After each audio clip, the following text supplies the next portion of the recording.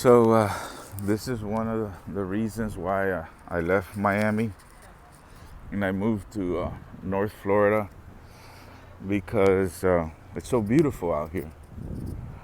It's so beautiful. I feel like you can connect so much with Mother Nature, and there's so much to see here in North Florida.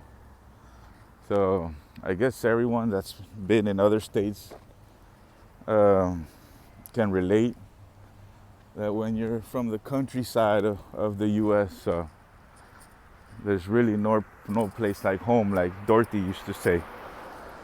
So as you can see, there's a sign here that says St. Augustine is only 20 miles away from where we're having lunch today, which is called Woodpeckers.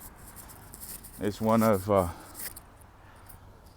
most best barbecue places here in Jacksonville, in Clay County, between Green Cove Springs and Fruit Cove.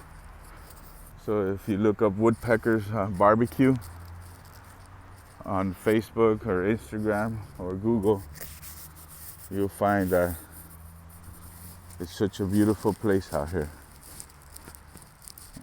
Woodpeckers BBQ.